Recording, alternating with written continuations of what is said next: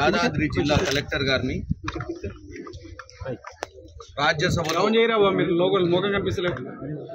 హోంశాఖ మంత్రి అమిత్ షా గారు మన రాజ్యాంగ ప్రదాత అంబేద్కర్ గారి గురించి వక్రీకరించి మాట్లాడిన విషయాన్ని ద్రౌపది ముర్ము గారికి, ప్రెసిడెంట్ ఆఫ్ ఇండియా గారికి కలెక్టర్ గారి ద్వారా ఈ కంప్లైంట్ రిజిస్టర్ చేయడం జరిగింది, మెమరాండం ఇవ్వడం జరిగింది.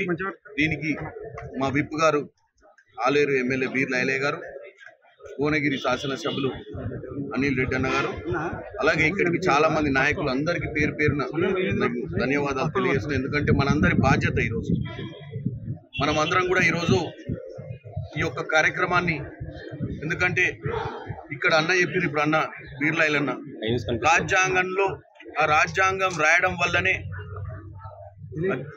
ప్రపంచంలోనే అత్యధిక జనాభా ఉన్నటువంటి ప్రజాస్వామ్య దేశం ఈరోజు సురక్షితంగా ఉందంటే ఈ రాజ్యాంగంలో ఉన్న నిబంధనల వల్లనే ఉన్నది. ఈరోజు బీజేపీ వారు 75 సంవత్సరాల రాజ్యాంగ దినోత్సవాన్ని చేశారు మొన్ననే పార్లమెంట్లో.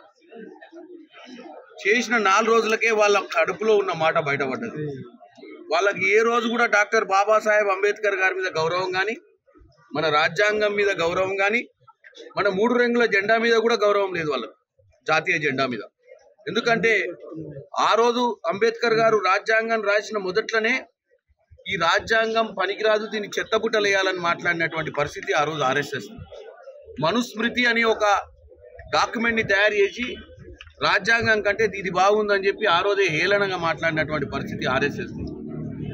ఈ బీజేపీ, ఆర్ఎస్ఎస్ వీళ్ళెవరికి కూడా ఈ రాజ్యాంగంలో అందరూ బాగుపడాలి, దళితులు, వెనుకబడ్డ అట్టడుగు వర్గాలందరికీ కూడా అవకాశాలు రావాలన్న ఉద్దేశం ఏ రోజు లేకుండే.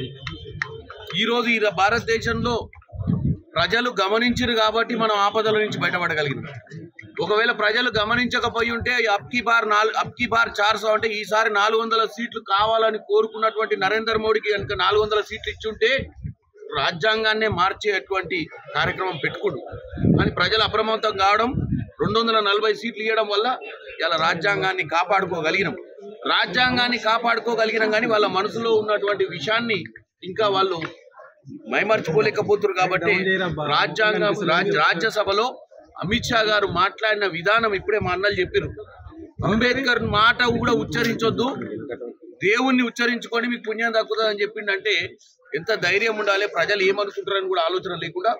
దానికోసమే ఈ రోజు మేము కలెక్టర్ గారికి మరిన్ని వీడియోస్ కోసం ఛానల్ ని సబ్స్క్రైబ్ చేయండి. లేటెస్ట్ అప్డేట్స్ కోసం వాట్సాప్ ఛానల్ ని ఫాలో అవ్వండి. ఆ లింక్ డిస్క్రిప్షన్ లో ఉంది.